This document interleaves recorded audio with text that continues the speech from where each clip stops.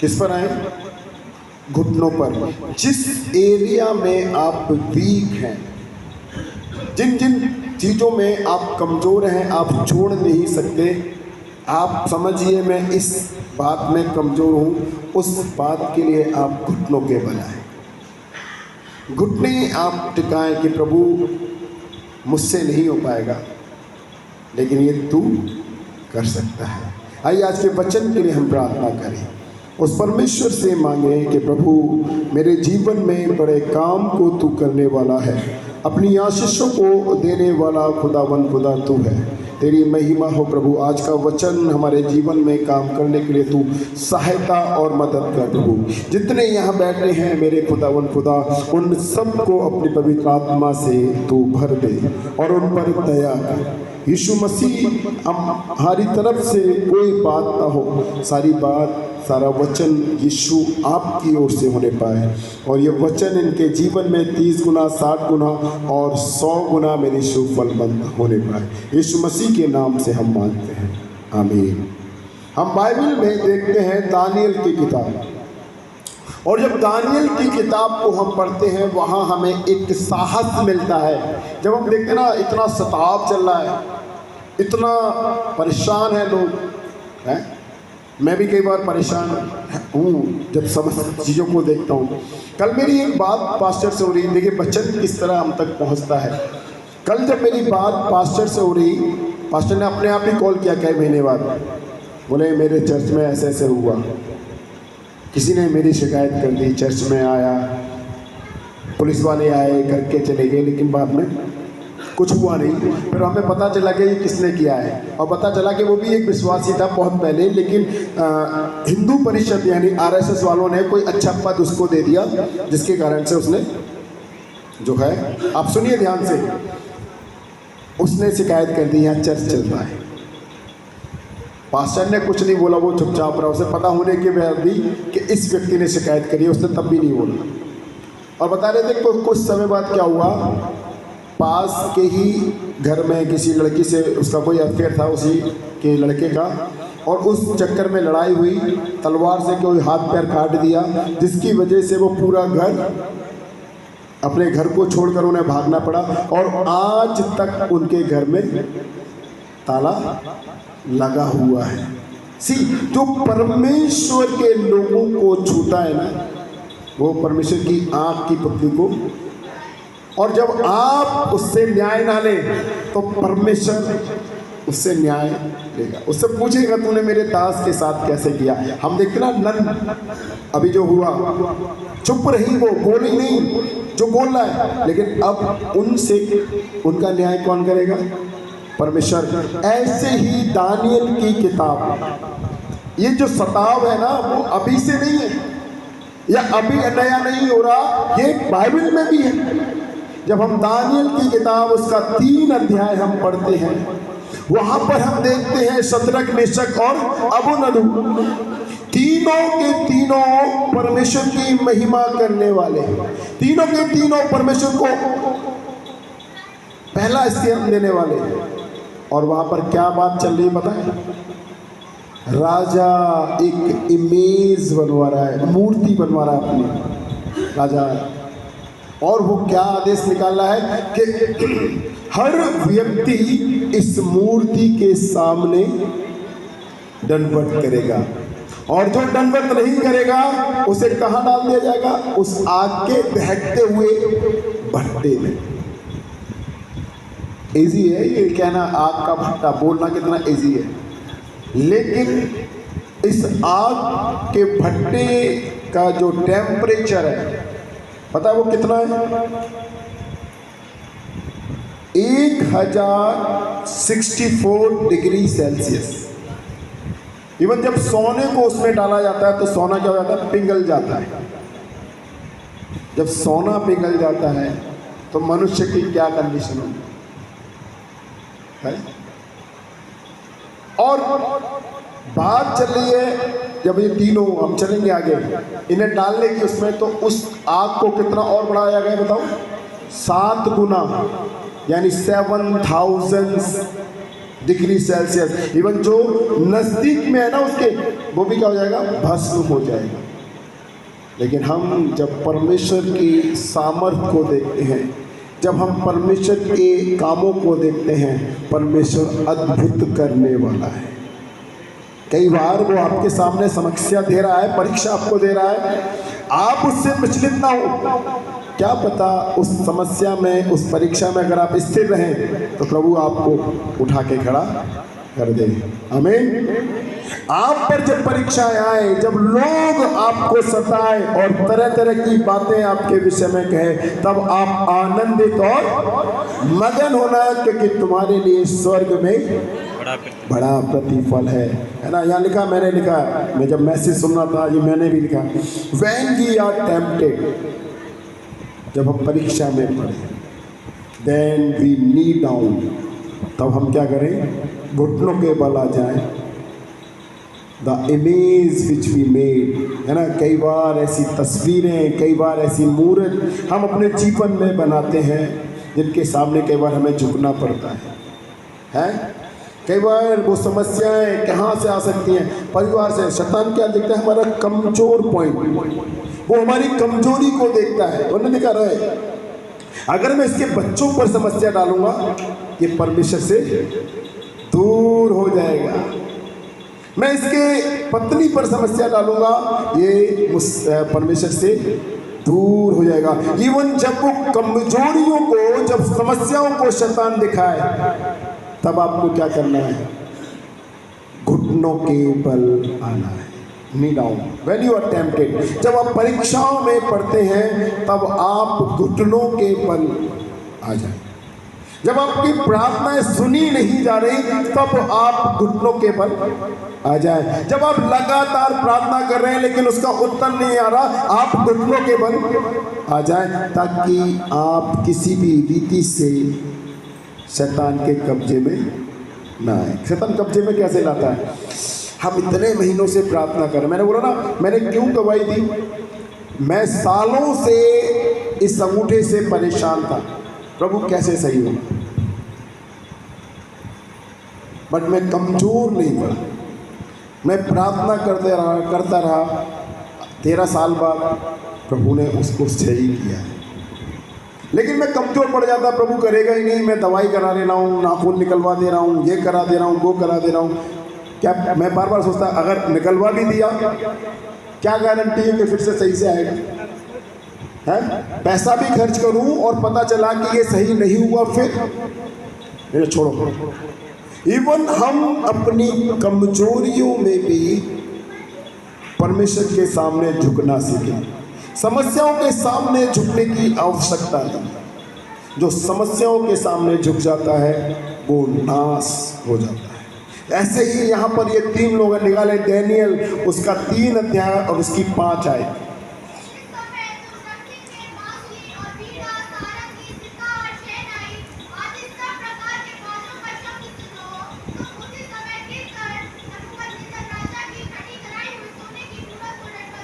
हाँ, वो क्या कह रहा है कि जब 5वीं आयत है ना ये, हाँ, जब तुम बीड़ा, सारंगी और ऐसी आवाज सुनो तो तुम क्या करो, उस मूर्त के सामने क्या करो।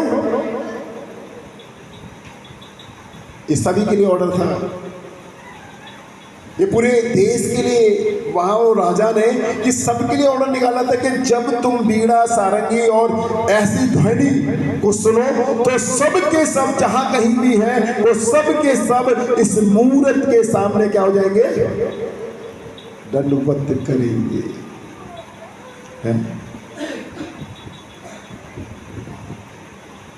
भाई राजा का ऑर्डर है, मानना तो पड़ेगा, नहीं तो फिर मारे जाएंगे। ऐसे ही अभी कोई ऑर्डर निकाल दे है, और कई बार ऐसे ऑर्डर आए कोरोना में। जैसे एक बात आकाश ने बोली, हमारी कलीसिया, सच में ये बहुत अच्छी बात है, ये हमारे लिए एप्रिसिएशन है कि हमारी कलीसिया प्रार्थनाओं में बहुत आगे है और बढ़ रही है। और उन कोरोना टाइम में भी ऐसी कोई आदेश आया, कोई भी चर्च नहीं खोलेगा, ऐसा आदेश है, चर्च नहीं खोलेगा, भीड़ इकट्ठी नहीं होगी। बट उस समय भी हमने क्या किया, चर्च लगाया। हम गवर्नमेंट के विरोध में भी गए, लेकिन उस विरोध में प्रभु ने हमें संभाला और हमें प्रार्थना में बढ़ने का अवसर दिया। मैं बता रहा था किसी को कि जब शैतान पूरे पर हो तो आप भी पूरे पर होना है, घुटनों के बल रहना है, प्रार्थना करनी है। जब मेरा प्रार्थना जीवन नहीं है सही, मैंने कभी आशीषों को उस तरह नहीं देखा। पैसा है, अपनी मेहनत से कमा रहा था, कुछ भी कर रहा, बट आशीषें नहीं थी। लेकिन जैसे ही मैंने फास्टिंग प्रेयर आप लोगों के साथ बढ़ना शुरू किया, आपके साथ जीना शुरू किया, आप जैसा सोचना शुरू किया, आपकी तकलीफों को अपनी तकलीफें समझना शुरू किया, परमेश्वर दिन प्रतिदिन मुझे आशीषों से भरता रहा। आप भी जब सारंगी और नरसिंगा फूंका जाए तब आप विचलित ना हो राजा का ये आदेश है, सरकार का ये आदेश है, आपको ये करना है। लेकिन हम परमेश्वर में बल पकड़ते जाएं। ये दानियल की किताब हमें हिम्मत देती है। जब हम 5वीं आयत को पढ़ते हैं तो वहाँ लिखा कि भाई सबको झुकना है जब आवाज़ सुने। लेकिन जब हम इफिसियों मेरे साथ निकालें, बिना परमेश्वर की सामर्थ्य के आप कुछ नहीं कर सकते। कई बार हम बिना किसी के ना, वो जो है ना झांझ बड़ी तेज खाली है लेकिन बस्ती बहुत तेज है। कई बार मैं और आप भी ऐसे हैं, हम डरेंगे नहीं शैतान से, हम आगे बढ़ जाएंगे, हम ये करेंगे, बाद में जाके टाइम फिश है। अभी किसी ने कुछ बोला, आप डर के इधर उधर छुप जाए। बट इससे बढ़कर आप हिम्मत दिखाएं, प्रभु के वचन से भरे, उसकी सामर्थ्य से भरे, क्योंकि उन मुश्किल समय में आपको सामर्थ्य देने वाला कौन है? आप हर बार ये सोचना है, मैं ऐसा सोचता हूँ, प्रभु मैं पतरस की तरह होना नहीं चाहता। उसमें हिम्मत है। यीशु मसीह के सामने तो वो क्या कह रहा है? कुछ भी हो मैं तेरा इनकार नहीं करूँगा। और जैसे ही वो देख रहा है कि यीशु मसीह के कोड़े पड़ रहे हैं, उसका मांस निकल कर आ रहा है, लोग थूक रहे हैं, लोग उसे इतना पीड़ा दे रहे हैं, और उसकी पीड़ा को देखकर उसका मन घबरा गया। और जब एक लड़की, जरा सी लड़की कह रही है कि तू भी तो यीशु मसीह के साथ ना, तू भी तो उनमें से एक है, और वो कह मैं तो जानता भी नहीं उसे। जो पतरस ये कह रहा है कि मैं यीशु तुझे छोड़ने वाला नहीं, वही पतरस अब क्या कर रहा है? ना मेरे बारे में तो बात मत करो, मैं तो जानता भी नहीं वो यीशु कौन है। तुरंत मना कर रहा है। कई बार कंडीशन ऐसी है, चर्चेस में कई बार लोग हैं भूल जाते हैं। क्या तुमने अगर नहीं बोला हम तुम्हारे बच्चे को खत्म करेंगे, उस समय आपको करेज दिखाना है। अगर प्रभु मेरा बच्चा जा भी रहा है, कोई बात नहीं, मुझे स्वर्ग में उससे मुलाकात मेरी जरूर है। यदि आज मैं तेरा इनकार करके इसे बचा भी लूंगा तो अगली बार कैसे बचाऊंगा? शैतान के चुंगल से। वो तो फिर एक बार पीछा पकड़ा शैतान ने, फिर वो आपका पीछा छोड़ने वाला नहीं। यहां पर ये जो सद्रक मेशक अबेदनगो है, इनका भी पीछा पकड़ लिया है लोगों ने, और वो राजा से जाके कह रहे हैं लोग कि राजा सब तेरी बात मान रहे हैं, सब तेरी मूर्ति के सामने झुक रहे हैं, सब तेरा आदर कर रहे हैं, बट 3 लोग हैं जो ये नहीं कर रहे। क्या ये आज्ञा उनके लिए नहीं है? और इस समय राजा क्या है, भड़क गया। उन्होंने कहा कौन ऐसे लोग हैं? और जब हम 14वीं आयत को पढ़ते हैं, 14 आयत, दानियल 3 का 14, हाँ दानियल 3 उसकी 14 आयत। तो क्या ये जानकर कर रहे हो? है भाई मैंने आज्ञा दी झुको, तुम झुक नहीं रहे।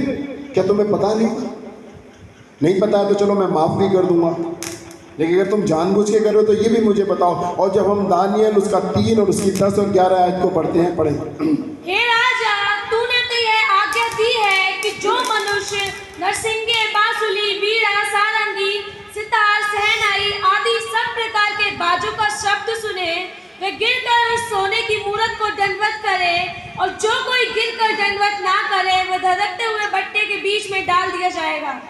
क्या लिखा है? वो धधकते हुए भट्टे के डाल दिया जाएगा। अभी इन तीनों के सामने समस्या आई। राजा पूछ रहा भाई क्या बात है भाई, सारंगी बजाई गई, बीड़ा बजाई गई, तुमने उपासना क्यों नहीं की, तुम उस मूर्त के सामने झुके नहीं, ये बताओ जानबूझकर ये काम तुमने किया है?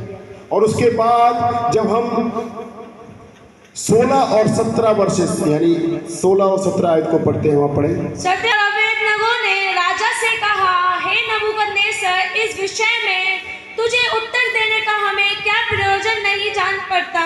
हमारा परमेश्वर जिसकी हम उपासना करते हैं वह हमको सब धधकते हुए भट्टे की आग से बचाने की शक्ति रखता है। वहां क्या कह रहे हैं भाई? तीनों भाई इस बारे में हम तुझे जवाब देना पसंद नहीं करते, क्योंकि वो परमेश्वर हमें उस दहकते हुए भट्टे से भी क्या कर लेगा? बचा लेगा। अगर उसे बचाना होगा तो बचा लेगा, और मारना होगा तो मार भी देगा। लेकिन हम तुझे इस बारे में जवाब देने के लिए कुछ उचित बात नहीं समझते। और जब हम 18 आयत को पढ़ते हैं, परंतु यदि नहीं तो हे राजा, तुझे मालूम हो कि हम लोग तेरे देवता की उपासना नहीं करेंगे और न तेरी खड़ी कराई हुई सोने की मूरत को दंडवत करेंगे। उनका ऋषि जो ईश्वर है वो एक ही है, वो परमेश्वर है। हम केवल उसके सामने झुकेंगे। फिर भी राजा कह रहा है ओके ठीक है ना। जब हम 14वीं आयत को पढ़ते हैं, फिर से एक बार 14 आयत को पढ़ दें। नबूकदनेस्सर ने उनसे पूछा, हे शद्रक, मेशक और अबेदनगो, तुम लोग जो मेरे देवता की उपासना नहीं करते और मेरी खड़ी कराई हुई सोने की मूरत को दंडवत नहीं करते, तो क्या तुम जानबूझकर ऐसा करते हो? अभी राजा क्यों कह रहा है ये बात कि तुम जानबूझ के करते हो? वो कह रहा ठीक है, तुम अपने ईश्वर की भी आराधना करो, बट जो मूर्ति मैंने बनवाई है ना उसकी भी उपासना करो।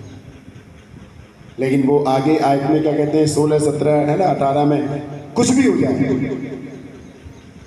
हम तेरी मूर्ति के आगे झुकने वाले, हम तेरी बनाई हुई मूर्त के आगे झुकने वाले नहीं हैं। हम केवल एक ईश्वर को दंडवत करने वाले हैं। अभी राजा क्या कह रहा है? अगर तुम झुक जाओ तो मैं तुम्हें माफ कर दूंगा, मैं तुम्हें बचा दूंगा। झुक जाओ, मुझे भी मानो, अपने ईश्वर को भी मानो। कई बार ऐसी कंडीशन है लोगों के सामने। ठीक है, हम ये नहीं कहते आप मसीह को नहीं मानो, बट आप पूजा पाठ भी करो, है, मंदिर में भी आ जाओ। उस समय आपका डिसीजन क्या है? कई बार मुझे कई टीचर्स ने बोला, सर हम आपके क्रिसमस पर केक खाते हैं। मैंने कहा मैं तो खिलाता नहीं, आप कहते हो इसलिए कभी कभी खिला देता हूँ। मैं केक मानता ही नहीं। वही कह रहे थे कि पास्टर कि सर हम आपके क्रिसमस को सेलिब्रेशन करते कि नहीं करते? मैंने कहा मैं तो क्रिसमस मानता ही नहीं, आप करो या ना करो। मैंने तो कभी आपको फोर्स नहीं किया ना कि आप क्रिसमस में मेरे यहाँ आओ, सेलिब्रेशन करो। मैंने कभी प्रार्थना के लिए आपको बुलाया? मैंने तो नहीं बुलाया। फिर आप मुझे कैसे फोर्स कर सकते कि मैं आपके त्योहारों में आपके साथ सेलिब्रेशन करूं? कई बार शैतान चालाक है। सर हम आपको हैप्पी क्रिसमस करके वो भेजते हैं, आप तो हमें हैप्पी दिवाली करके भेजते नहीं, हैप्पी रक्षाबंधन करके भेजते नहीं, क्यों? मैंने कहा मैं आपसे कहता नहीं कि आप मुझे हैप्पी क्रिसमस भेजो, मुझे ज़रूरत भी नहीं। मुझे जिनके साथ सेलिब्रेशन करना है वो मेरे लोग हैं जो परमेश्वर को आदर देते हैं। आप परमेश्वर को आदर देने के लिए नहीं, आप ये देखने आते हैं चर्च कितना सुंदर सजा हुआ है, हमारे यहाँ बना क्या क्या है, हम आपको क्या क्या खिलाएंगे। आपके लिए सेलिब्रेशन ये, हमारे लिए सेलिब्रेशन ये है कि हमारा प्रभु यीशु मसीह जीवित था, जीवित है और जीवित रहेगा। हम किसी भी तरीके से झुकने वाले नहीं। राजा नबूकदनेस्सर कह रहा है कोई बात नहीं, शद्रक मेशक कोई बात नहीं, तुम अपने खुदा की भी प्रार्थना, ईश्वर की भी आराधना करो और तुम इस मूर्ति के सामने भी क्या है दंडवत करो तो मैं तुम्हें छोड़ दूंगा, मैं उस तुम्हें दहकती हुई आग में डालूंगा नहीं। लेकिन वो क्या कह रहे हैं, तीनों, चाहे तू हमें उस आग में भी डाल दे, फिर भी हम तेरी मूर्ति के सामने झुकने वाले नहीं। हम ऐसे विश्वास के साथ बढ़ना है, और इसके लिए आपको पहले से डिसीजन लेना है कि आप क्या करेंगे।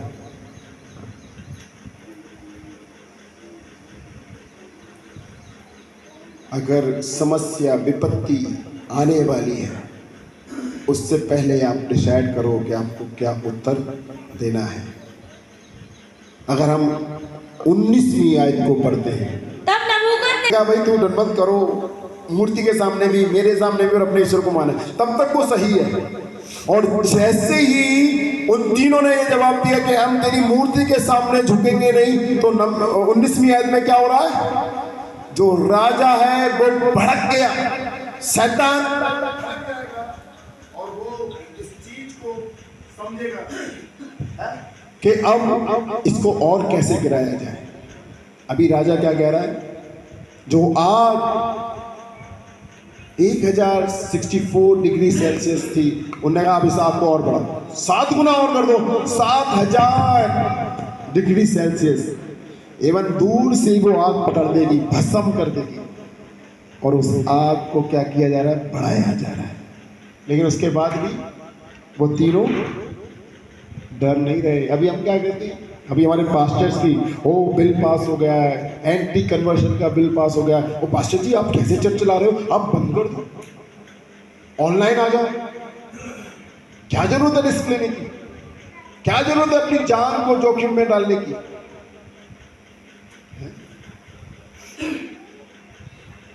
अगर हम आराम से ही सेवा करते रहे तो वो सताव कौन झेलेगा, उस परमेश्वर की महिमा कैसे होगी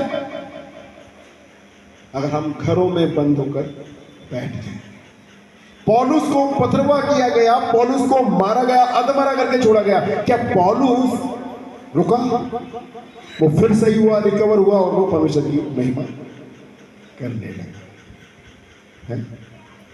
प्रभु ने मुझे और आपको इसलिए रखा है ताकि हम उसकी महिमा करें। वहां पूरे देश में केवल 3 लोग हैं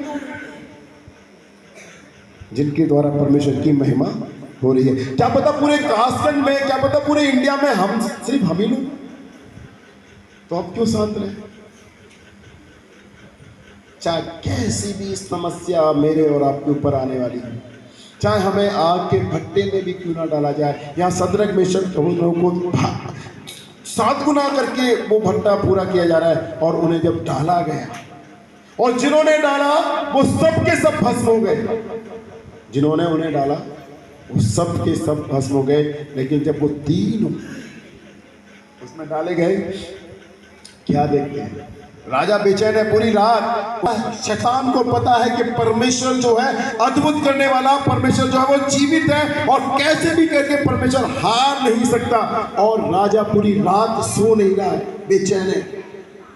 क्या हुआ होगा उन तीनों का, कैसा रहा होगा उनका जीवन, क्या हुआ होगा, कैसे भस्म हो गए। और सुबह तड़के उठते वो अपने लोगों को आज्ञा दे रहा है, भाई जाके देखो। वो राजा जिसने ये कहा कि 7 गुना आपको बढ़ा दो और ये भस्म हो गए होंगे, अब वो राजा क्या कह रहा है, आज्ञा कह रहा है जाके देखो उन तीनों को। मतलब इतनी आग में उनकी हड्डी पसली भी मिली होगी। जब जो उन्होंने डाला वो भस्म हो गए, तो उन तीनों की तो औकात क्या होगी। बट राजा को पता है, शैतान को भी पता है कि ईश्वर के अलावा कोई और ईश्वर है नहीं। चाहे मैं कितना भी अपना नाम कर लूं, लेकिन मैं विजय पा नहीं सकता, क्योंकि विजय और जय केवल परमेश्वर की है। इवन वो राजा भी कह रहा है कि जाकर देखो उन तीनों। और जब देखा गया तो पता चला 4 लोग क्या कर रहे हैं, उस आग के बीचा बीच में टहल रहे हैं। कितने, और शायद मुझसे गलती हो गई, मैं कह रहा 4 लोग टहल रहे, गलती से बोला मैंने, ऐसा ही है। 4 लोग ही उसमें घूम रहे थे, अब ये चौथा आ गया। अभी से वो जो उसके लोग हैं वो कह रहे हैं राजा हमने 3 लोगों को डाला था, वो तीनों के तीनों सुरक्षित हैं, उनके बंधन भी खुले हुए हैं और उनके साथ एक जन और है। राजा घबरा गया और राजा क्या पूछ रहा है ना। अगर हम और आगे पढ़े 20वीं आयत में,